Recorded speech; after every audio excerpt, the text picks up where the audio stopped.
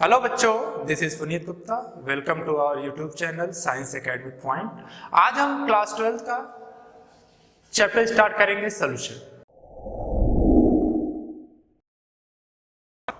तो भैया, जब भी हम सॉल्यूशन का बात करते हैं तो हमेशा बात करते हैं, सॉल्यूशन कई टाइप के होते हैं, लेकिन इसमें जो बात करेंगे हम हमेशा ट्रू सॉल्यूशन का। किसका बात करेंगे? ट्रू सॉल्यूशन का।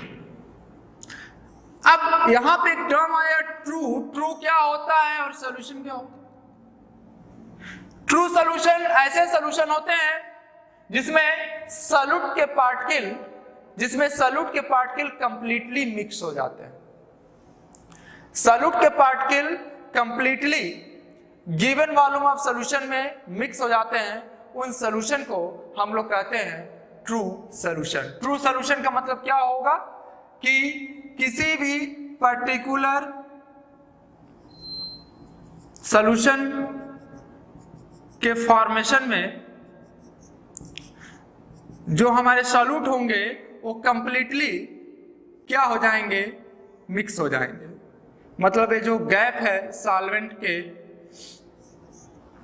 पार्टिकल्स का, वो क्या हो जाएगा? पूरा फील हो जाएगा और एक भी पार्टिकल इसमें अनडिजॉल्व नहीं होंगे। ऐसे सॉल्यूशन क्या होते हैं? ट्रू सॉल्यूशन, मतलब कंप्लीटली मिक्स हो जाना। देखिए, जब भी सॉल्यूशन का हम बात करते हैं तो इसमें दो टर्म आता है। जब भी सॉल्यूशन का बात करते हैं तो इसमें दो टर्म आता है। एक आता है सॉल्यूट और एक आता है सॉल्वेंट। एक आता है सॉल्यूट और दूसरा आता है सॉल्वेंट। सॉल्यूशन इन दो टर्म से मिलकर बनता है, एक सॉल्यूट से और दूसरा सॉल्वेंट से। देखिए, सॉल्यूट हमेशा सॉल्यूशन में स्मॉलर अमाउंट में होता है और सॉल्वेंट हमेशा सॉल्यूशन में लार्जर अमाउंट में होता है। लार्जर अमाउंट में होता है। देखिए, इन्हीं दोनों को जब हम जोड़ते हैं तो क्या बनता है? सॉल्यूशन बनता है। और जो सॉल्यूशन का फेज होता है, फेज ऑफ सॉल्यूशन, वो डिपेंड करता है। Phase of solution depend on the phase of solvent. मतलब जो फेज हमारा सॉल्वेंट का होगा वही फेज हमारा सॉल्यूशन का होगा। और हमेशा सॉल्वेंट का फेज क्या होता है? ध्यान रखिएगा कि अगर दो कंपोनेंट दिया हो और एक कंपोनेंट ज्यादा हो और दूसरा कंपोनेंट कम हो, तो जो ज्यादा वाला कंपोनेंट होगा वही हमारा सॉल्वेंट होगा और वही कंपोनेंट का जो फेज सॉल्वेंट का होगा वही फेज हमारा किसका होगा? सॉल्यूशन का होगा। फॉर एग्जाम्पल मैं अगर आपको बताऊं, जैसे मान लो कि अगर 100 ग्राम शुगर है, ठीक है, और अगर एक 5 लीटर वाटर में ऐड हो रहा है, 5 लीटर वाटर में ऐड हो रहा है, तो यहां पर देखिए, यहां पे सॉल्यूट कौन सा होगा, सॉल्वेंट कौन सा होगा? आपको पता है। शुगर और वाटर मिलाएंगे तो क्या बनेगा? सॉल्यूशन बनाएगा, ये तो पता है। लेकिन इसमें सॉल्यूट कौन सा होगा, सॉल्वेंट कौन सा होगा? हमारा शुगर का अमाउंट वाटर के रिस्पेक्ट में क्या है? कम है। तो यहां पे शुगर हमारा क्या होगा? सॉल्यूट होगा और जो हमारा वाटर होगा वो क्या होगा? सॉल्वेंट होगा। वाटर का फेज कैसा होगा? लिक्विड होता है। वाटर का जो फेज होता है, स्टेट होता है, वो लिक्विड होता है। तो सॉल्यूशन किस फेज में आएगा? लिक्विड फेज में आएगा। सॉल्यूशन का फेज किस फेज में होगा? लिक्विड फेज में होगा। दूसरी बात अगर हमें करें ऐसे ही, अगर सपोज करो भैया 5 kg शुगर हो, बात को समझना, 5 kg शुगर हो और अगर 100 ml क्या हो? वाटर हो। अब इन दोनों को मिलाएंगे, इन दोनों से भी हमारा क्या बनेगा? सॉल्यूशन बनेगा, शुगर और वाटर का।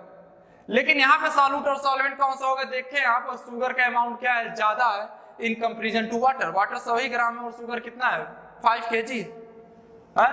सॉरी, वाटर हमारा 100 ml है और शुगर हमारा कितना है? 5 kg है। तो इसका अमाउंट ज्यादा है, तो ये हमारा क्या हो जाएगा?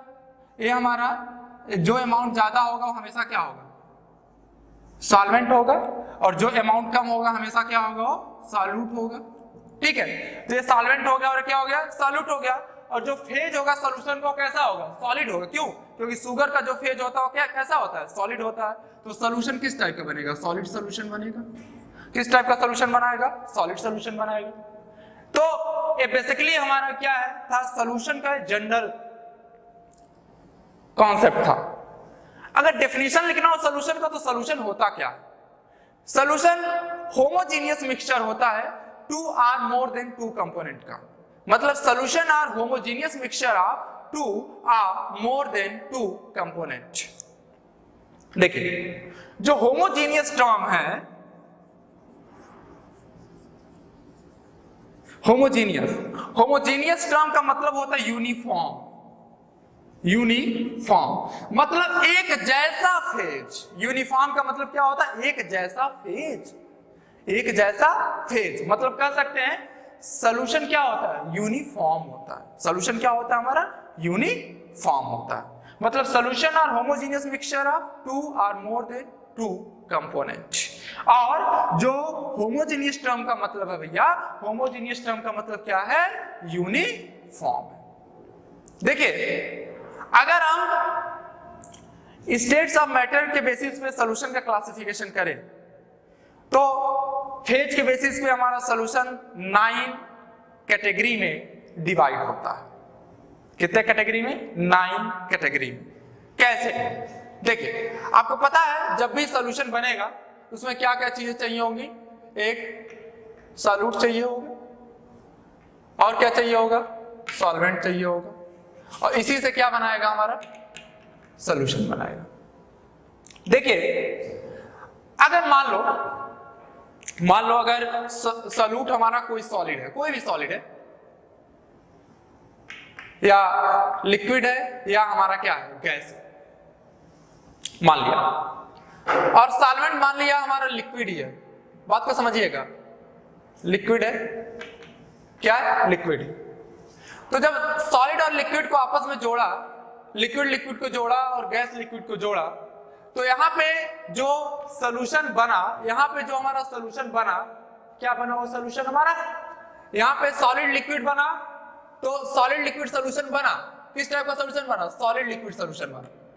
लेकिन इसका जो फेज होगा, जो सॉल्यूशन का फेज होगा वो किस टाइप का होगा, सॉल्वेंट के फेज पे डिपेंड करेगा। तो सॉल्यूशन का फेज क्या हो जाएगा हमारा, लिक्विड फेज हो जाएगा। सॉल्यूशन का फेज क्या हो जाएगा, लिक्विड फेज हो जाएगा। ऐसे लिक्विड और लिक्विड अगर ऐड करें तो लिक्विड लिक्विड सॉल्यूशन होगा। लेकिन जो सॉल्यूशन का फेज होगा, सॉल्यूशन का फेज क्या होगा, सॉल्वेंट के फेज पे डिपेंड करेगा। तो सॉल्यूशन का फेज इसमें भी क्या होगा, लिक्विड होगा। यहाँ गैस और लिक्विड है, गैस और लिक्विड है, तो यहाँ पे क्या होगा, यहाँ पे जो सॉल्यूशन का फेज होगा वो क्या हो जाएगा, लिक्विड हो जाएगा। ऐसे ही मान लो कि फिर से सॉलिड लिया, लिक्विड लिया, गैस लिया और सॉल्वेंट को चेंज कर दिया, मान लिया सॉल्वेंट सॉलिड सॉलिड सॉलिड हो गया, तो सॉल्वेंट का अमाउंट हमेशा ज्यादा होगा, फेज पे डिपेंड करेगा उसी पे। तो सॉल्यूशन का फेज क्या हो जाएगा, सॉलिड सॉलिड सॉलिड टाइप हो जाएगा। और ऐसे मान लिया सॉलिड लिक्विड गैस फिर से लिया और फिर से सॉल्वेंट को हमने गैस गैस गैस फिर से चेंज कर दिया, तो सॉल्यूशन का फेज क्या हो जाएगा, गैस गैस और गैस। मतलब टोटल आपको दिख रहा है कितने टाइप का सॉल्यूशन हो गया, 1 2 3 4 5 6 7 8 9। On the basis of states of matter, जो सॉल्यूशन का फेज होता है, टाइप ऑफ सॉल्यूशन जो होते हैं वो कितने टाइप के होते हैं, 9 टाइप के होते हैं। कितने टाइप के, 9 टाइप के। अब देखिए, अब जो दूसरा इसमें सबसे इंपॉर्टेंट चीज, न्यूमेरिकल्स में ये सारे टर्म्स यूज होते हैं। एक टर्म यूज होता है बाइनरी सॉल्यूशन। बाइनरी सॉल्यूशन, देखिए बाइनरी सॉल्यूशन क्या होता है, जब हमारा कोई भी सॉल्यूशन केवल दो कंपोनेंट, जब हमारा कोई भी सॉल्यूशन केवल दो कंपोनेंट के मिलने से बनता है, उस सॉल्यूशन को हम कहते हैं बाइनरी सॉल्यूशन। मतलब ऐसा सॉल्यूशन जहां पे केवल दो कंपोनेंट हो, मान लें ए और बी दो कोई कंपोनेंट है, तो उस सॉल्यूशन को कौन सा सॉल्यूशन कहते हैं हम लोग, बाइनरी सॉल्यूशन। कौन सा सॉल्यूशन, बाइनरी सॉल्यूशन। दूसरा हमारा है टर्नरी, टर्नरी सॉल्यूशन। टर्नरी का क्या मतलब होता है, जब कोई भी सॉल्यूशन है और वहां पे कितने कंपोनेंट हो, तीन कंपोनेंट, टर्नरी का मतलब तीन हो, मतलब ए हो, बी हो और सी हो गया। मान लो कोई तीन कंपोनेंट है तो उसे कौन सा सॉल्यूशन कहेंगे भैया? टर्नरी सॉल्यूशन कहते हैं।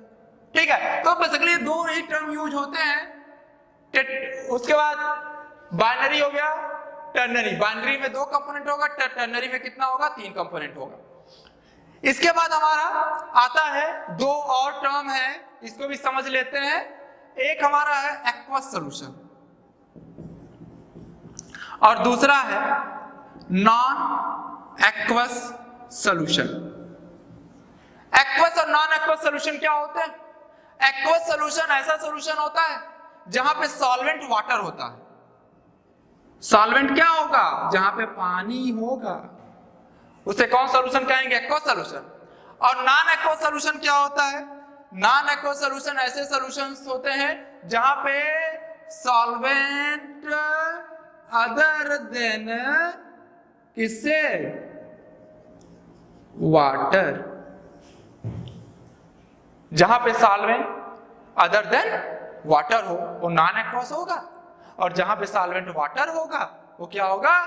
एक्वस सॉल्यूशन होगा। अभी जो मैंने आपको बताया अबाउट सॉल्यूशन, सॉल्यूशन में क्या पढ़ना है? बेसिकली ट्रू सॉल्यूशन पढ़ना। ट्रू सॉल्यूशन क्या होते हैं? सॉल्यूट पार्टिकल जब कंप्लीटली मिक्स हो जाते हैं। सॉल्यूशन क्या होते हैं? मैंने बताया अभी पहले ही, होमोजेनियस मिक्सचर ऑफ टू और मोर कंपोनेंट। होमोजेनियस का मतलब क्या होता है? यूनिफॉर्म होता है। इसमें हमने बताया था आपको एक्वस सॉल्यूशन जहां पे सॉल्वेंट वाटर हो, नॉन एक्वस जहां पे सॉल्वेंट वाटर के अलावा कोई दूसरा हो, जहां टू कंपोनेंट आपस में मिक्स करके सॉल्यूशन बनाते हैं। बाइनरी कहते हैं, 3 होते हैं, टर्नरी कहते हैं, 4 होते हैं, क्वार्टरनरी कहते हैं। Type of solution according two phase मैंने 9 टाइप के बताए, ये यहाँ पे है। और जो मैंने बताया अभी कि जो सॉल्यूशन का फेज होता है वो डिपेंड करता है किसके? सॉल्वेंट के फेज पे। तो इसको आप स्क्रीनशॉट इसका ले लीजिए, फिर इसके आगे कंटिन्यू करें। सबसे ज्यादा क्वेश्चन बोर्ड एग्जाम में इस टॉपिक से आते हैं, कॉलिगेटिव प्रॉपर्टी से, और उसके बाद वांट ऑफ फैक्टर से। कंपटीशन में जो सबसे ज्यादा क्वेश्चंस आते हैं इन दोनों से जोड़कर ही आते हैं। कंसंट्रेशन टर्म जो है क्लास 11th का है। अगर ये कॉन्सेप्ट अगर आप नहीं समझेंगे कंसंट्रेशन टर्म का, तो सॉल्यूशन का आप क्वेश्चन सॉल्व नहीं कर पाएंगे किसी भी कंडीशन में। तो क्लास 11th का ही है सारा टर्म, कंसंट्रेशन टर्म, उसी को पहले डिस्कस करते हैं। उसके बाद हम वेपर प्रेशर को डिस्कस करेंगे, फिर कॉलिगेटिव प्रॉपर्टी को, फिर वांट ऑफ फैक्टर को। तो सबसे पहले चीज ये है कि बहुत सारे बच्चों को नहीं समझ में आता है कि आखिरकार एक कंसंट्रेशन का मतलब क्या होता है।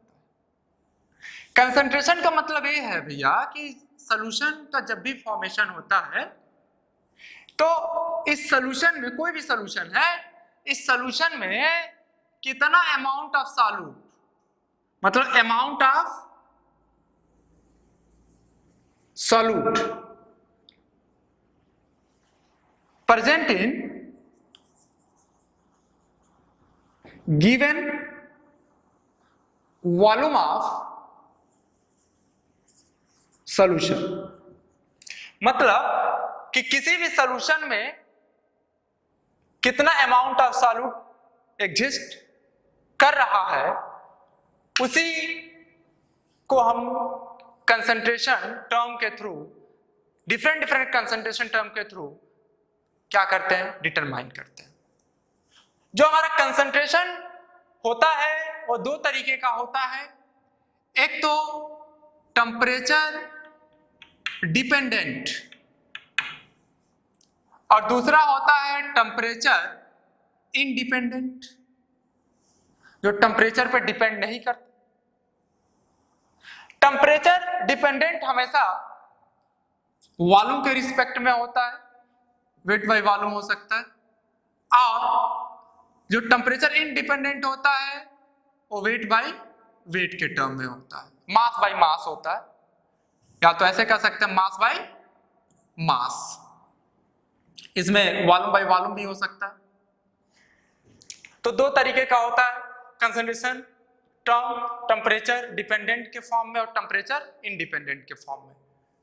अब कंसंट्रेशन टर्म बहुत सारे हैं जो डिपेंडेंट में आते हैं और इंडिपेंडेंट में आते हैं।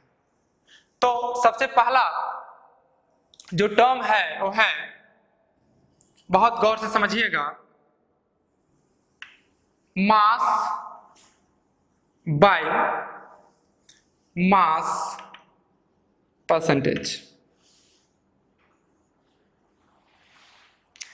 कैसे निकालते हैं मास बाय मास परसेंटेज?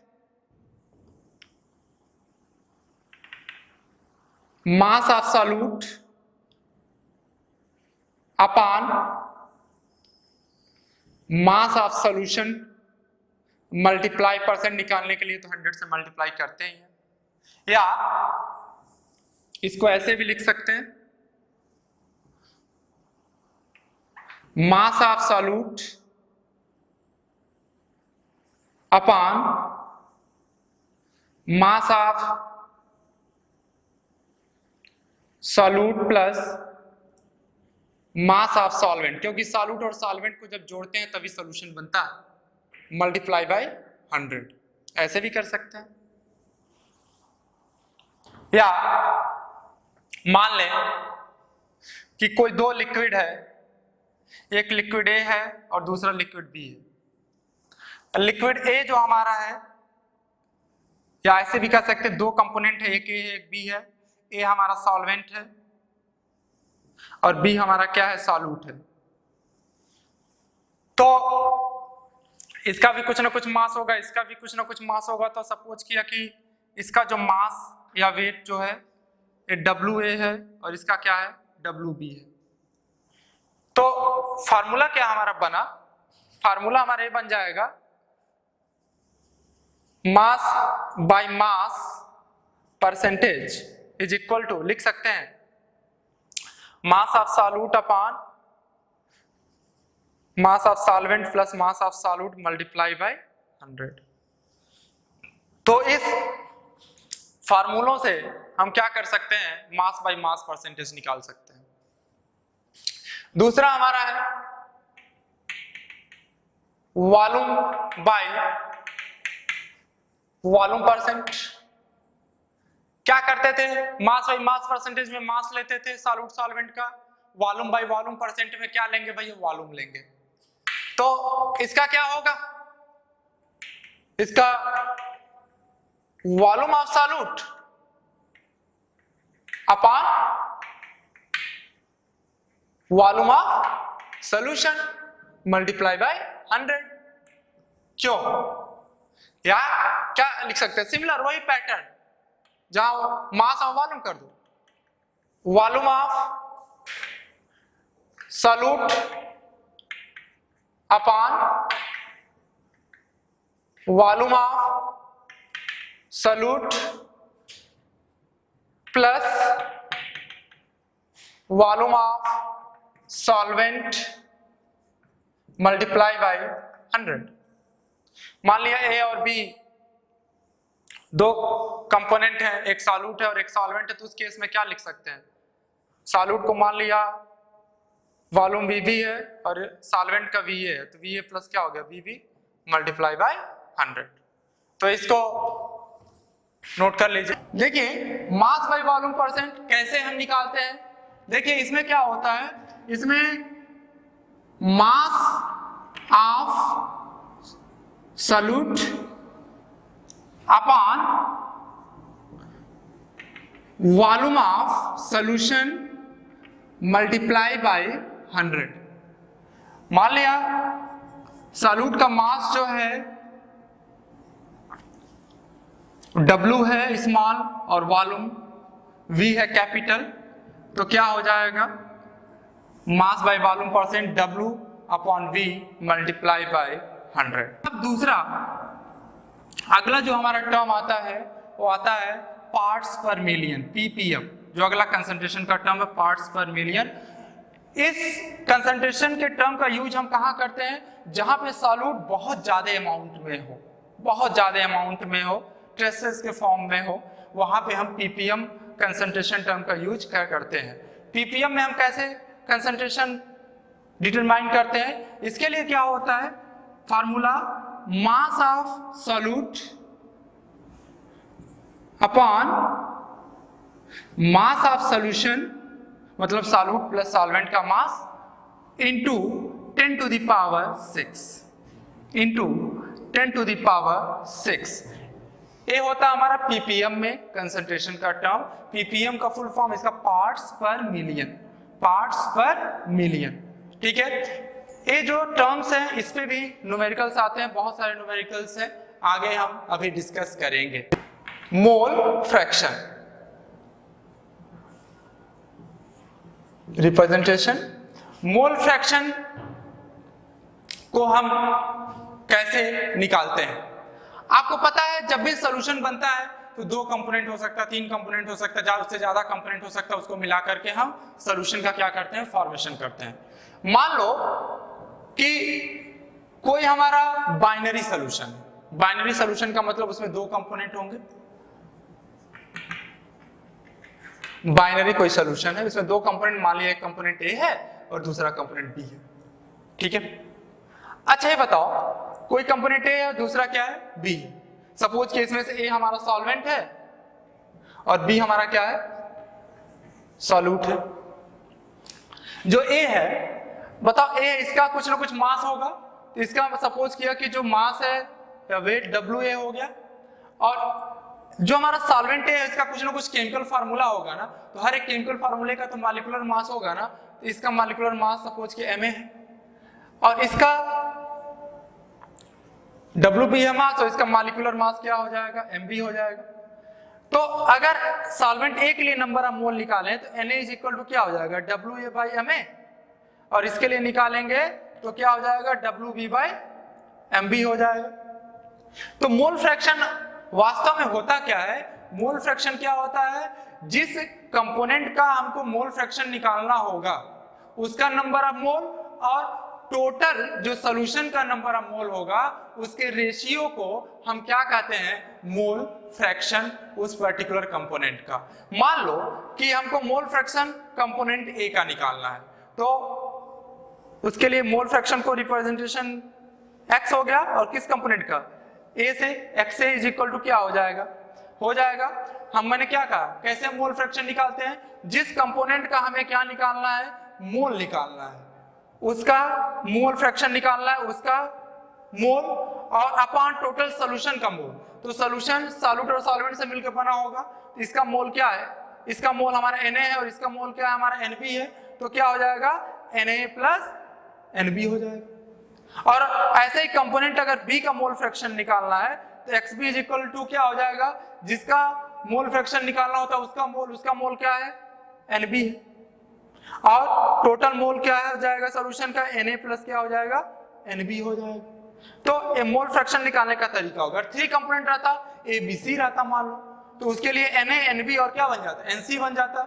जिसका निकालना होता, मान लो A का निकाल Na अपान, तो 3 कंपोनेंट हो जाता और टर्नरी हो जाता, तो क्या हो जाता, Na प्लस Nb प्लस क्या हो जाता, Nc हो जाता। मतलब जिसका निकालना है उसका number of mole upon total number of mole जो सॉल्यूशन में एग्जिस्ट करेगा, टोटल मोल सब कंपोनेंट का, उसका रेशियो क्या कहलाता है, उस कंपोनेंट का मोल फ्रैक्शन कहलाता है। देखिए हमेशा एक चीज ध्यान रखिएगा नोट डाउन में, कि हमेशा कि जितने भी कंपोनेंट होंगे उसका जो मोल फ्रैक्शन का सम होगा हमेशा 1 के इक्वल होता है। मान लो यहाँ पे 2 कंपोनेंट है ए और बी, तो एक एक्स से ए का मोल फ्रैक्शन और बी का मोल फ्रैक्शन क्या है, एक्स बी है, तो दोनों का जो मोल हम निकालेंगे, मोल फ्रैक्शन निकालेंगे, उसका जो सम होगा हमेशा क्या होगा, 1 के क्या होगा, बराबर होगा। मतलब अगर हम एक का केवल मोल फ्रैक्शन दिया रहा है, दूसरा का निकालना हो, और मान लो बी का दिया, ए का निकालना है, तो क्या हो जाएगा, एक्स इज इक्वल टू क्या हो जाएगा, 1 माइनस एक्स बी हो जाएगा। और मान लो अगर ए का दिया, बी का निकालना है, तो X B is equal to क्या हो जाएगा, 1 माइनस एक्स ए हो जाएगा। इसको नोट कीजिए। अगला जो कंसंट्रेशन का टर्म है वो है मोलैलिटी। मोलैलिटी होती क्या है, मोलैलिटी को हम स्मॉल m से रिप्रेजेंट करते हैं। ये होती क्या है, number of moles of solute present in पर kg solvent, number of moles of solute present in per kg solvent term is known as molality. मान लो दो लिक्विड, वही कहानी भैया, दो कंपोनेंट ए और बी हैं। ए हमारा सॉल्वेंट है और बी हमारा क्या है, सॉल्यूट है। ठीक है, वही कहानी है। तो m इज इक्वल टू क्या होगा, नंबर ऑफ मोल सॉल्यूट का। तो नंबर ऑफ मोल सॉल्यूट का भैया मतलब क्या, NB है, प्रेजेंट इन पर केजी सॉल्वेंट। मतलब क्या, जो सॉल्वेंट A है उसका मास, मान लिया कैपिटल W है, A सॉल्वेंट है तो WA पर केजी सॉल्वेंट। ये हमारा क्या हो गया, मोलैलिटी। और आपको पता है नंबर ऑफ मोल क्या होता है, W/M होता है। तो यहां पे अगर सॉल्यूट के लिए करें तो क्या हो जाएगा, WB क्या हो जाएगा, MB। मोल फ्रैक्शन हमने बताया है NB = WB/MB इनटू क्या हो जाएगा, WA। एक कब फार्मूला यूज करेंगे, जब हमारा सॉल्वेंट किस में होगा, केजी में। एक कब यूज करेंगे फार्मूला, जब सॉल्वेंट किस में दिया होगा, केजी में। अगर मान लीजिए इफ सॉल्वेंट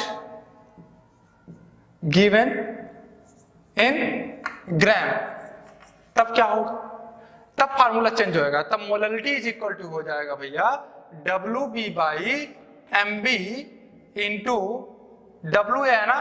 तो डेफिनेशन क्या कर रहा है, पर केजी सॉल्वेंट कर रहा है ना, तो इसको केजी में अगर कन्वर्ट करना है, ग्राम में इसको केजी में करना है, तो 1000 से क्या करेंगे, डिवाइड कर देंगे, तो ऊपर टर्म चला आएगा। तो m इज इक्वल टू क्या हो जाएगा, WB/MB into WA multiplied by 1000। तो हमारा हो गया मोलैलिटी का फार्मूला। जब ये हमारा सॉल्वेंट ग्राम में दिया होगा तो ये यूज करेंगे फार्मूला, और जब सॉल्वेंट हमारा केजी में दिया होगा तो ये फार्मूला यूज करेंगे। इसके बाद जो सबसे important relationship between molality and mole fraction, तो इसके रिलेशन पे बहुत सारे क्वेश्चंस एनसीईआरटी में भी हैं, और इससे जो सबसे ज्यादा क्वेश्चन आता है नीट में आता है। इस कॉन्सेप्ट से जो क्वेश्चन आता है सबसे ज्यादा मोल फ्रैक्शन और मोलैलिटी वाले फार्मूले से नीट में आता है। तो स्टार्ट करते हैं हम। देखिए सपोज करो कि कोई दो कंपोनेंट है, एक कंपोनेंट A है, दूसरा कंपोनेंट B है। इसका मास WA है, इसका क्या है, WB है।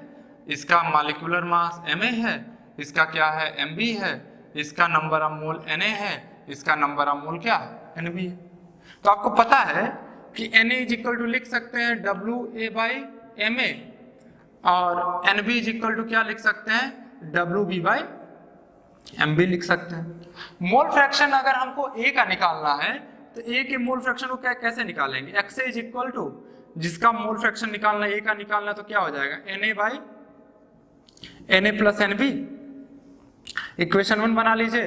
और B का निकालना है तो XB इज इक्वल टू क्या हो जाएगा, NB/Na प्लस क्या हो जाएगा, NB 2 बना लीजिए। मोलैलिटी में आपको पता है नंबर ऑफ मोल सॉल्यूट ऊपर रहता है हमेशा, तो सॉल्यूट के मोल फ्रैक्शन को ऊपर रखिए, सॉल्वेंट को नीचे रखिए। तो ऐसे कर लीजिए, equation number 2 divided by equation number 1। तो जब 2 को 1 से डिवाइड करेंगे तो क्या बनाएगा हमारा, XB/XA बन जाएगा। और क्या हो जाएगा, NB/Na प्लस NB और Na/Na प्लस NB, ये कैंसिल आउट हो जाएगा। कैंसिल आउट हो जाएगा तो क्या बचेगा, ये XB/XA is equal to NB/Na हो जाएगा। इसको क्या लिख सकते हैं, XB/XA is equal to NB को क्या लिख सकते हैं, WB/MB, और इसको क्या लिख सकते हैं, WA/MA। ये टर्म ऊपर चला जाएगा, ये टर्म यहाँ चला जाएगा, क्या हो जाएगा, XB/XA is equal to WB into MA upon क्या लिख सकते हैं, MB इंटू WA लिख सकते हैं। बहुत आसान है। अब क्या कीजिए, 1000 से दोनों साइड में मल्टीप्लाई कर दीजिए, तो XB बाई क्या हो जाएगा, XA multiply by 1000 WB MB into WA into MA multiply by 1000 हो गया। अब क्या कीजिए, MA को इस साइड में लेके आ जाइए, यहां पे लेके अगर आप आएंगे तो क्या हो जाएगा, XB by XA into MA multiply by 1000 हो गया, is equal to WB by MB into WA into 1000। ए टर्म किसके बराबर होता है, मोलरिटी के बराबर होता है ए, तो इसके जगह पे हम क्या लिख सकते हैं, M लिख सकते हैं। तो क्या हो जाएगा, XB by XA into MA multiply by 1000, इसको क्या लिख सकते हैं, मोलरिटी को स्मॉल m से रिप्रेजेंट करते हैं। आपको पता है, वी नो दैट, बेटा आपको पता है XA प्लस XB अगर दो कंपोनेंट है, मोल फ्रैक्शन एक के बराबर होगा। तो अगर यहाँ पे हम XA की वैल्यू निकालें बेटा तो क्या लिख सकते हैं, 1 माइनस XB लिख सकते हैं, 1 माइनस XB लिख सकते हैं, सब्स्टिट्यूट कर दीजिए यहाँ पे वैल्यू, तो ये क्या हो जाएगा, XB 1 minus XB multiply by MA multiply by MA is equal to M। ठीक है, यही हमारा रिलेशन होता है मोल फ्रैक्शन और मोलरिटी के बीच का। नोट कर लीजिए इसको। तो एक क्वेश्चन डिस्कस करते हैं मोल फ्रैक्शन पे। 46 gram of ethyl alcohol is dissolve in 18 gram of water, calculate the mole fraction of ethyl alcohol. मतलब इथाइल अल्कोहल का मोल फ्रैक्शन निकालना भी है। तो मान लो जो हमारा एक कंपोनेंट है वो इथाइल अल्कोहल है। इथाइल अल्कोहल का फार्मूला C2H5OH, सबको पता होगा, नहीं पता होगा बहुत लोगों को पता है। B वाटर है, ठीक है। अब जो एक कंपोनेंट है इसका देखो मास दिया हुआ है, वेट WA वेट कितना है, 46 ग्राम है, ठीक है। और इसका मॉलिक्यूलर मास तो निकाल लेंगे ना, जब केमिकल फार्मूला है, 2 कार्बन हो गया 24 हो गया, देखो 2 कार्बन है तो कितना हो गया 24 हो गया, ठीक है। 6 हाइड्रोजन हो गया, 24 6 कितना हो गया 30 हो गया, और एक ऑक्सीजन का 16 होता तो कितना हो गया 46 हो गया, तो ये 46 से भी हो गया, ठीक है, 46 हो गया और ये भी 46 हो गया। अब इसका अगर मोल निकालें तो Na इज इक्वल टू क्या हो जाएगा, 46 बाई 46 इज इक्वल टू 1 हो जाएगा। ऐसे ही अगर इसका निकालें बी कंपोनेंट का, तो देखो इसका मास कितना दिया हुआ, 18 ग्राम दिया हुआ है, और इसका मॉलिक्यूलर मास निकालें तो 2 हाइड्रोजन है वाटर में तो 2 हो जाएगा, और ऑक्सीजन का कितना हो जाएगा 16 हो जाएगा, 16 और 2 कितना हो गया 18 हो गया। तो इसका अगर हम नंबर ऑफ मोल निकालेंगे तो 18 बाई क्या हो जाएगा 18, वैल्यू कितनी आ गई 1 आ गई। अब मोल फ्रैक्शन किसका निकालना है, इथाइल अल्कोहल का, मतलब ये कंपोनेंट का निकालना है। तो जिस कंपोनेंट का मोल फ्रैक्शन निकालना हो तो मैंने कहा था उसका मोल अपॉन टोटल मोल, तो टोटल मोल कितना है Na प्लस NB होगा, तो Na का वैल्यू कितना 1 है और NB का कितना है 1 है, तो XA इज इक्वल टू हो जाएगा 1/2, मतलब मोल फ्रैक्शन कितना हो जाएगा 0.5। नोट कीजिए। देखिए अब नेक्स्ट क्वेश्चन हमारा है मोलरिटी और मोल फ्रैक्शन के जो भी मैंने रिलेशन बताए हैं उस पे बेस्ड। तो क्वेश्चन क्या है, if the molarity of an aqueous solution of cane sugar is 0.445, what is the mole fraction of cane sugar, मतलब सॉल्यूट का मोल फ्रैक्शन पूछ रहे, ठीक है। तो फार्मूला हमने बताया था क्या, रिलेशन में m इज इक्वल टू क्या था, XB upon 1 minus XB is equal multiply MA into 1000, formula हमारा यही था। अब हमको क्या निकालना, mole fraction of cane sugar मतलब XB निकालना है। M दिया हुआ क्वेश्चन में कितना है 0.4445, ठीक है। XB 1 minus XB, aqueous solution का मतलब हमने क्या बताया था, जहां पे सॉल्वेंट वाटर हो, देखिए वो चीज यूज हो रहा है न्यूमेरिकल में, जहां पे सॉल्वेंट वाटर हो, मतलब केन शुगर किस में घुला हुआ, पानी में घुला हुआ। तो वाटर का जो हमारा सॉल्वेंट है तो उसका मॉलिक्यूलर मास कितना होता है 18 होता है, सबको पता है, मल्टीप्लाई बाय 80 इंटू 1000, बहुत आसान था। यहाँ पे यही हमारा क्या था की था कि एक्वस टर्म का मतलब क्या है, वाटर है। यहाँ पे अगर ये नहीं पता होगा तो आप सॉल्वेंट ढूंढते रह जाएंगे, कुछ भी नहीं कर पाएंगे।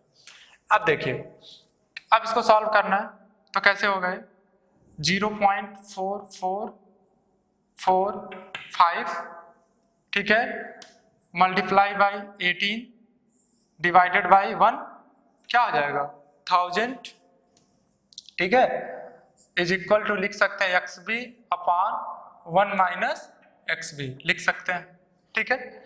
जब हम इसको कैलकुलेट करेंगे तो आंसर आएगा 0.008, ठीक है, और ये हो गया XB 1 माइनस XB, ठीक। अब इसको इधर लेके आ जाओ ऐसे, तो 0.008 1 माइनस क्या हो गया XB हो गया, इज इक्वल टू किसके हो गया XB के हो गया, ठीक है। अब कुछ नहीं करना आपको, इसमें मल्टीप्लाई कर दो ना ऐसे, बहुत सिंपल सा कॉन्सेप्ट है, पता ही है। तो अगर इसका मल्टीप्लाई इसमें करें, इसका मल्टीप्लाई इसमें करेंगे, ठीक है ना, फिर इसको इस साइड में हम ट्रांसफर कर देंगे, वहां से XB क्या कर लेंगे, कॉमन ले लेंगे, तो ये क्या हो जाएगा 0.008 minus 0.008 XB is equal to क्या हो गया XB हो गया। इसको इधर लेके जाइए, अब इधर लेके जाएंगे आप तो ये क्या हो जाएगा 0.008 is equal to XB plus 0.008 XB हो जाएगा, हो जाएगा अभी 0.008 इज इक्वल टू 1.008 XB, ठीक है। अब क्या होगा XB निकालना है हमें, तो XB इज इक्वल टू हो जाएगा 0.008 डिवाइडेड बाई 1.008, ठीक है। अब इसको हम जब डिवाइड करेंगे तो XB की वैल्यू आ जाएगी 0.007 के आसपास, ठीक है। ये हमारा क्या हो जाएगा mole fraction of cane sugar, note कर लीजिए। आज के लेक्चर को यहीं पे कंक्लूड करते हैं, और इस पे जितने भी मैंने कंसंट्रेशन के टर्म बताए हैं, इस पे न्यूमेरिकल्स आपके रेफरेंस